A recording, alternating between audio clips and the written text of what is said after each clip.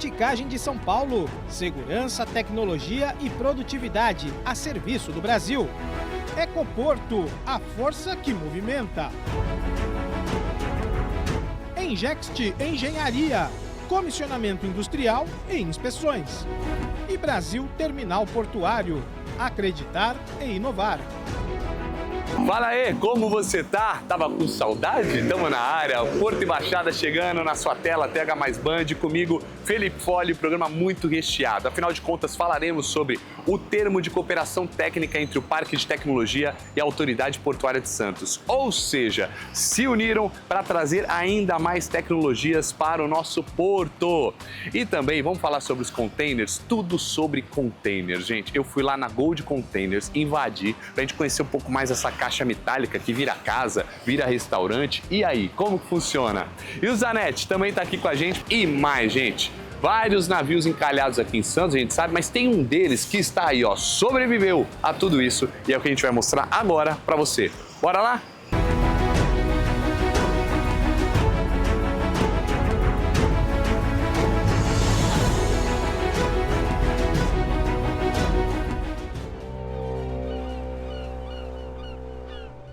Bom, na última semana foi assinado o termo de cooperação técnica entre o Parque Tecnológico e a Autoridade Portuária de Santos. Isso significa que eles vão agora desenvolver muitas tecnologias para poder trazer aqui, ó, para o nosso porto. Vamos ver mais?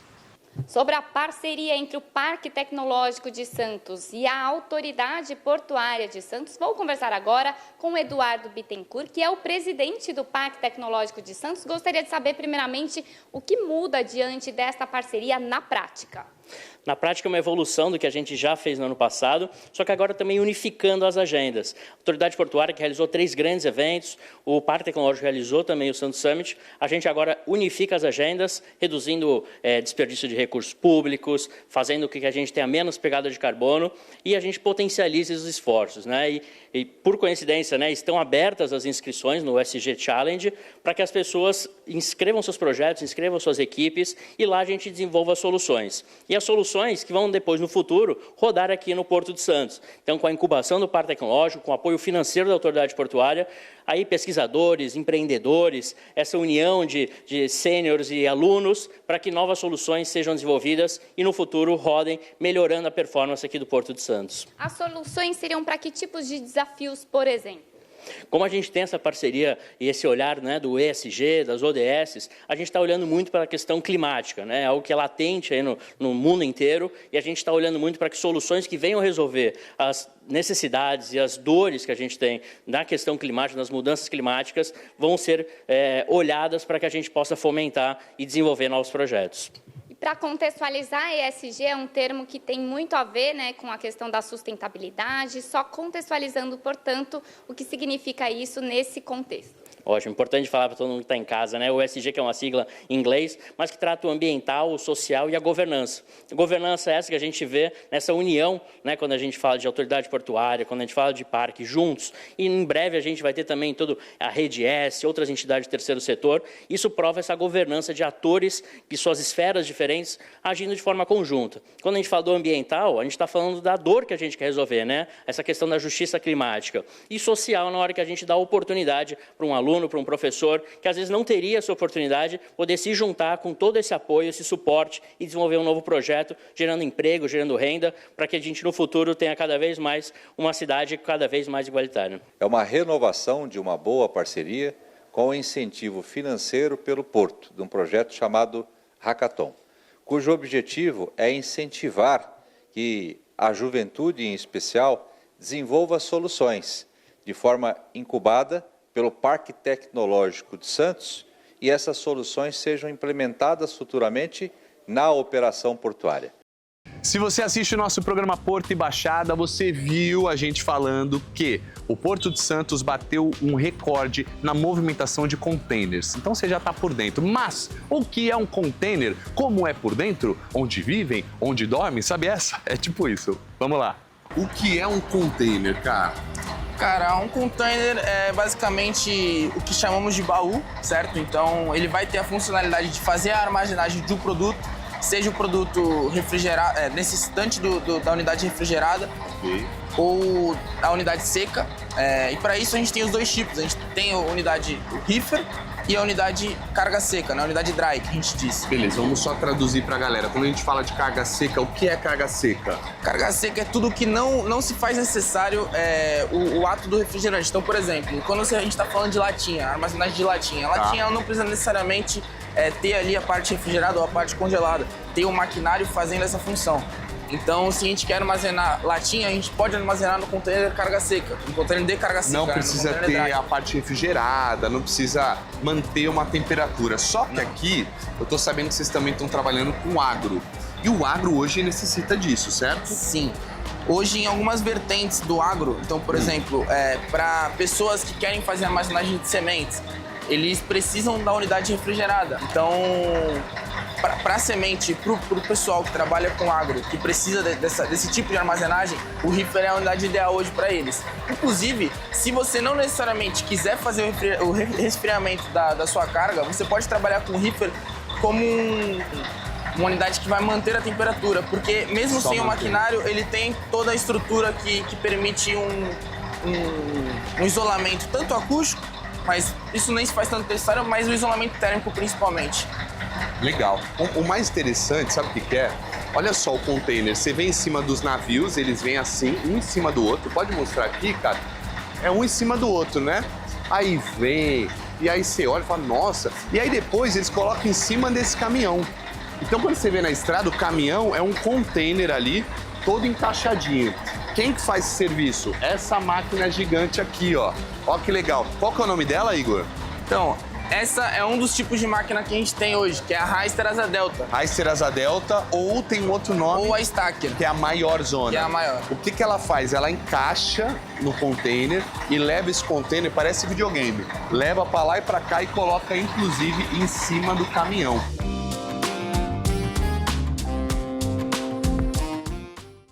Só uma pausinha, mostra aqui também. Olha como é por dentro de um container.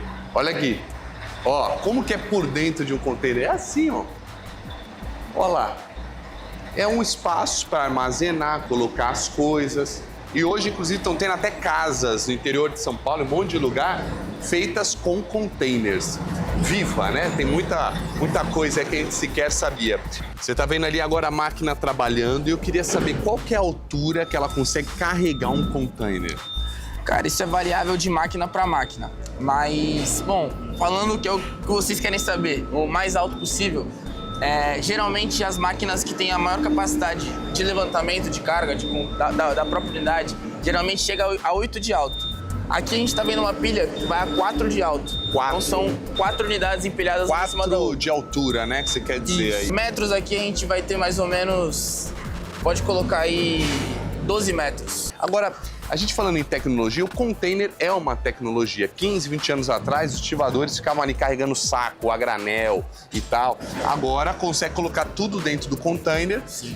Consegue vir um navio muito mais cheio, é mais produtivo, a economia melhora também, certo? Certo, perfeitamente. E, inclusive, para o Brasil, essa foi uma melhoria que fez muita diferença na economia do nosso país. Né? E, querendo ou não, a gente possui os maiores portos, a gente possuiu o maior porto da América Latina e grande parte dos maiores portos da América Latina estão presentes no nosso país também. E hoje a gente tem aí, diria que 60%, 50% do nosso trabalho nos portos é com container. Então isso fez uma grande diferença pra gente. E falando em tecnologia, digamos que vai sair aqui uma carga de container de Santos até Mato Grosso. Em off aqui, o Igor me explicou, eu queria que você falasse agora, tem como gerar energia para que essa mercadoria, para que os produtos não estraguem nessa viagem, certo? Sim, sim. A grande dúvida que fica é justamente essa. Pô, eu vou mandar minha carga de uma região para outra, só que é muito longe. Como que eu vou, em que tomada que eu vou ligar esse meu maquinário? E a gente tem aqui a tecnologia que permite isso. Os gensets, eles são unidades que eles são à base de combustível e eles permitem essa geração de energia através do combustível neles abastecido. Então, ele vai acoplado no maquinário do container, permitindo que ele assim gere energia. Então, isso vai girar a base do próprio combustível que a gente pôr nele. Aqui a nossa área de reparos. Então, todos esses gensets aqui estão sendo reparados para uma possível instalação em algum maquinário. Aqui você tem uma economia girando com muita tecnologia e gente séria trabalhando. Obrigado, viu, Igor? Eu que agradeço, Felipe. Muito bom, obrigado. Prazer recebê-los. Valeu. Tá sabendo tudo sobre os containers ou containers? Mas agora a gente vai falar sobre compliance no comércio exterior e a importância dele com o nosso querido Rodrigo Zanetti. Vem! É um prazer estar aqui com vocês hoje para tratar de um tema muito importante, o compliance, tanto na área empresarial como na área do comércio internacional. E o que é o compliance? Compliance é uma palavra em inglês que significa basicamente agir em conformidade. Ou seja, uma empresa que atua nas normas de compliance atua de acordo com as regras legais, com as regras éticas e de responsabilidade social. Quando a gente fala em compliance, de modo geral, dá a ideia do quê? Daquela empresa que, obviamente, está dentro e buscando atuar na conformidade legal, seja ele em qualquer tipo de processo. E isso inclui também os processos de importação e exportação. E aí que surge o chamado compliance aduaneiro. Como sabemos, o comércio exterior movimenta bilhões e bilhões de reais. Então, qualquer falha, às vezes, numa operação de importação, gera multas altíssimas, gera, inclusive, a possibilidade de chamado perdimento da carga, ou seja, o importador ou exportador perder aquela carga, tirar a sua propriedade, e isso, obviamente, influencia demais na vida de uma empresa. Então, o compliance aduaneiro, ele surge como uma forma de prevenção de riscos, ou seja, de análise de se aquela importação está dentro da conformidade legal, está dentro dos parâmetros legais, que, por exemplo, nós temos muitas vezes em operações de importação o chamado subfaturamento involuntário, ou seja, o importador não se atenta, não adota as práticas de compliance correta e coloca a classificação fiscal, o NCM, que nós chamamos, da mercadoria de uma forma errada. Ou seja, e paga menos tributo e ocorre o chamado subfaturamento. Se essa empresa tivesse práticas de compliance firmes, duras, rígidas, ele provavelmente não teria feito, lembrando que é involuntário, ele não teria adotado, não teria feito e não teria causado prejuízo para a empresa, causado prejuízo até mesmo para a economia nacional. Então, quando nós falamos em compliance aduaneiro, nós estamos falando no endurecimento das regras de importação. Recentemente, a Receita Federal baixou a portaria 583, que cada vez mais endurece as operações a fiscalização, melhor dizendo, nas operações de importação, ou seja, cada vez mais vamos ter uma fiscalização no sentido de coibir crimes, coibir abusos. Por quê? Para cada vez mais o Brasil ser um lugar confiável na importação. Porque muitas vezes se acham, no Brasil você consegue importar tudo. Não, não é bem assim. Cada vez mais essas regras. E quando nós falamos que uma empresa adota a prática de compliance aduaneiro, ela está se mostrando ao mundo como uma empresa séria, uma empresa confiável, competitiva e também que vai obter facilidades em programas que o governo oferece, como o OEA, que é um projeto, é um programa do governo que visa o quê? Facilitar as operações entre aquelas empresas que são operadores econômicos autorizados, que inclui os armadores, que inclui os transportadores terrestres, ou seja, os terminais, as instalações portuárias, ou seja, todos aqueles que estão na cadeia do comércio exterior. Então, praticar compliance não é custo, é competitividade, é olhar para o futuro, sabendo que a sua empresa vai ser uma empresa competitiva, séria e, com certeza, um dos grandes players do comércio internacional. Valeu, Zanetti. Sempre bom ter você por aqui com muito conhecimento, fala bem, não tem jeito, é professor, faz a diferença. Obrigado pela participação de sempre e eu te espero já, depois do intervalo, aqui no nosso Porto Embaixada. Não sai da tela.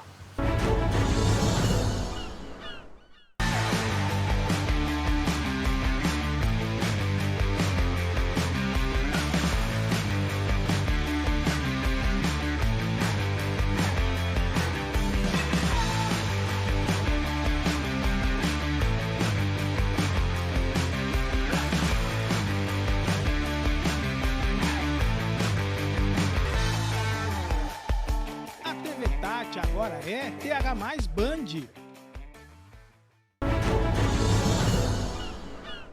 De volta com o nosso programa Porto e Baixada. Que bom que você ficou por aqui, fico feliz demais, porque agora a gente vai falar sobre os navios encalhados em Santos. Tem um no canal 5, outro no canal 6 e eu ouvi dizer que um deles era até balada, casa noturna. Que loucura isso, é real? Olá, hoje a gente vai falar um pouquinho sobre os navios encalhados na orla de Santos. Então a gente vai começar pelo mais antigo, que é o Kestrel, que é um navio a vapor que vem ao Brasil, construído, né? Ele foi construído em 1871 e ele vem ao Brasil em 1895, trazendo mercadoria da Europa, faz uma parada em Nova York e segue para o Brasil.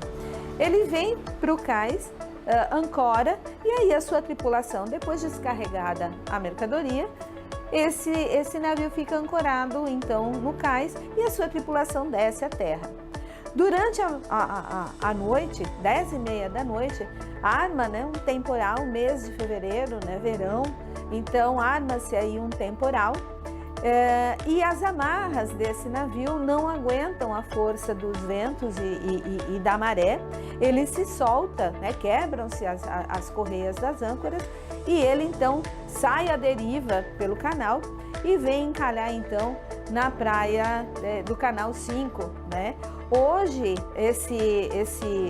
os destroços estão ali, tornou-se ali naquele local um sítio arqueológico. Há ali a tecnologia de uma realidade aumentada, cuja história é contada ali, e nessa realidade aumentada você consegue então visualizar este navio na praia em tempo real. Então ele está ali, os destroços virou, então tornou-se ali onde ele está, onde ele encalhou, um sítio arqueológico. O outro navio era o Recreio, mas ele não nasce com o nome de Recreio, ele nasce com o nome de Carl Hopkel. Ele é encomendado em 1926 por um armador, né, um dono de uma empresa de navegação catarinense, ele é alemão. Então o navio, quando chega, recebe esse nome e tornou-se ali um transatlântico muito luxuoso que navegava pelo litoral de Santa Catarina. Ele fazia viagens, né, então, com muito luxo, muito glamour, até que o primeiro acidente acontece onde ele bate, né, numa laje de pedra em Santa Catarina, em 36, já tem algumas avarias. Mas conseguiu-se recuperar esse navio. Em 56, ele então sofre um incêndio, já chegando, né, aqui no Porto de Santos, ele sofre um incêndio e torna-se então a sua recuperação totalmente inviável.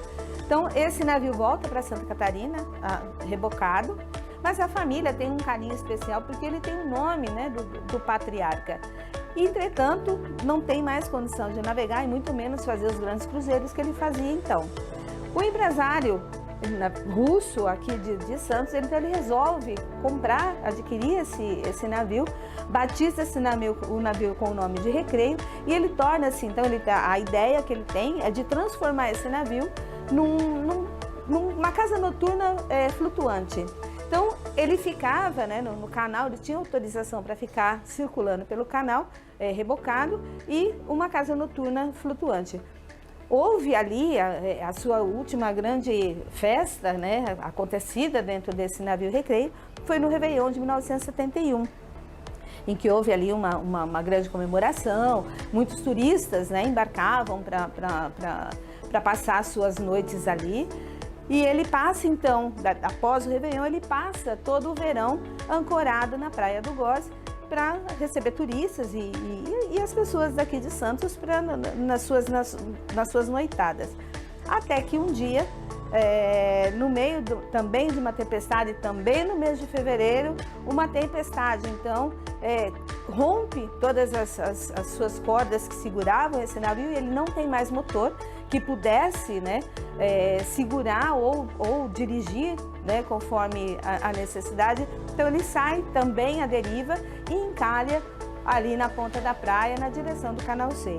Então isso aconteceu em 1971, as pessoas, né, dormindo, quando acordam de manhã, parecia uma coisa de tsunami, um navio encalhado já na areia da praia. Então ele ali também ficou, foram retirados, né? Com o tempo ele foi se deteriorando, foram retiradas suas partes, mas quando há uma maré bastante baixa, ainda se vê ali os seus destroços. Então esses são os 2 navios encalhados nas praias de Santos. Esse é o nosso Porto e Baixada. Você fica sabendo de tudo, até de navio balada. Você já começa a semana falando, sabia? Aqui, ó, esse encalhado aqui era um navio balada. Vai ficar se achando, né não? Falando em navio, gente, tem um que fez a primeira missão brasileira, um navio civil na Antártica. E tá ali, no Valongo. E você nem sabia. Ele foi projetado. O projeto brasileiro é um projeto da Faculdade de Engenharia da USP. Ele foi encomendado para o estaleiro em Bergen, na Noruega, e lá ele foi fabricado, mas o projeto é brasileiro. Tem o nome do primeiro instalador do Instituto Oceanográfico da USP, o franco-russo professor Vladimir Besnard. Trabalhou como o único navio civil oceanográfico durante o tempo que ele existiu navegando. Não tinha outro, era só ele. Ele formou todos os oceanógrafos que tem na USP durante esse período, todos navegaram nele. Ficou navegando em pesquisa durante 41 anos e foi aposentado em 2008, após 6 viagens para a Antártica. Por causa dele, foi aberta a base brasileira, nós temos a base lá, e ele levou os cientistas brasileiros. Ele foi atrás do navio Barão de Tefé, da Marinha, que era o quebra-gelo, foi quebrando gelo na frente. É um navio que sofreu depois que ele foi aposentado. Primeiro foi doado para o governo do Uruguai, tentaram doar, o pessoal veio, achou que era muito dispendioso levar para lá, não levou. Aí foi programada a desmontagem do navio pela USP. Quando a gente começou a descobrir que eles iam fazer isso, e comecei a tentar salvar o navio. Eu não consegui impedir a doação para Ilhabela.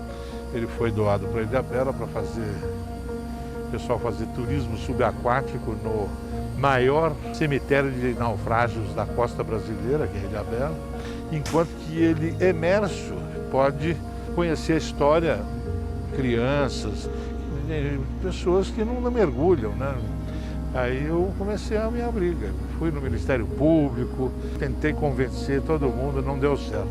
Aí eu recorri ao Ministério da Cultura e pedi o tombamento do navio. Ficou sob proteção legal, não interessou mais para Ilhabela, então eles doaram o navio para o Instituto do Mar, que eu sou o presidente, e a gente está cuidando do navio até hoje, aos trancos e barrancos, sem um centavo público por enquanto. Vamos pleitear, mas por enquanto é só cara e coragem mesmo. A minha maior dificuldade era arrumar uma moradia para ele. Então eu fiquei com a pressão política da administração portuária para tirar o navio daqui. Muita pressão, muito difícil. Mas a gente foi ficando. Quando veio essa dádiva do Parque Valongo e houve o interesse de que ele ficasse em exposição aqui. Então, em vez de ele procurar uma moradia, a moradia o procurou. Minha ideia é fazer um museu itinerante. Ele fica morando aqui, fica em exposição aqui, mas, eventualmente, ele pode passar 15 dias em Ubatuba, 15 dias no Guarujá e fazer essa exposição com visitação de crianças, escolinha. Esse navio é muito importante para a história naval brasileira, especialmente da oceanografia. O interesse nosso é só divulgar a história dele e preservar esse navio maravilhoso e histórico. E para terminar a nossa visita na Pinacoteca, vamos conhecer um pouco da obra de Benedito Calixto, que sempre retratou e muito o nosso Porto de Santos. O artista Benedito Calixto nasceu em Itanhaém em 1853 e veio a falecer em 1927. A gente tem algumas obras dele aqui no Casarão, aqui mais explicando, na verdade, das obras do Porto de Santos Antigo. A gente tem aqui uma obra de 1882, que ele pintava não o início do Porto de Santos, mas uma boa parte do Porto de Santos como era na época. A gente consegue ver aqui como eram os palanques antigamente, né? Em 1800 não tinha muita coisa de segurança ainda para esse pessoal fazer esse trabalho. Então a gente tem esses palanques, essas pontezinhas aqui, onde o pessoal levava sacas de carvão, saca de qualquer outro tipo de mercadoria que é exportada pelo mar. E a gente também tem alguns outros detalhes históricos. A gente sabe que no Porto de Santos você tem que pagar uma taxa para você aportar o barco ali no porto. Então o que eles faziam aqui? A gente consegue ver que tem 2 barcos um do lado do outro. Por quê? Esses barcos eles paravam do lado do outro para apenas um barco só pagar a taxa, enquanto eles transportavam de barco em barco até chegar no destino final, que era descer do Porto de Santos.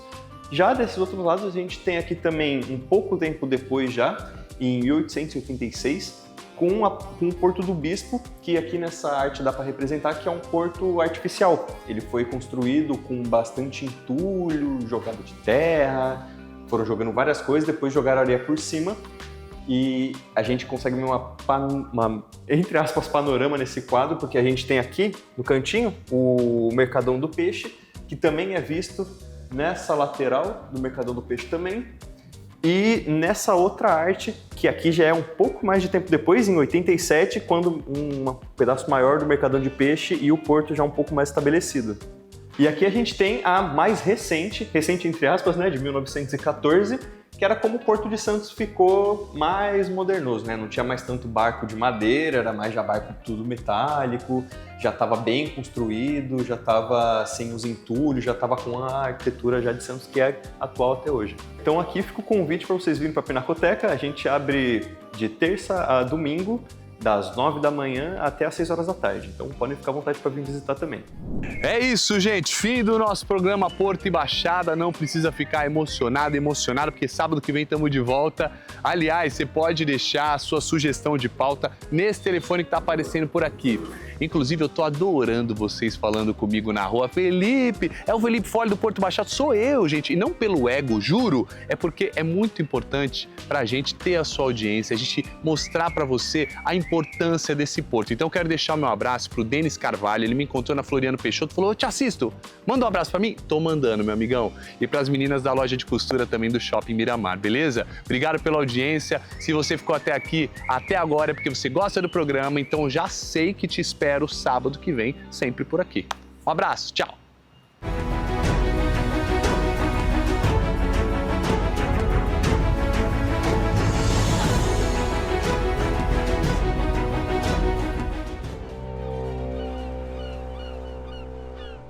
Verticagem de São Paulo. Segurança, tecnologia e produtividade a serviço do Brasil.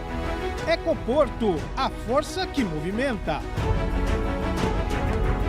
Engext Engenharia, comissionamento industrial e inspeções. E Brasil Terminal Portuário, acreditar e inovar.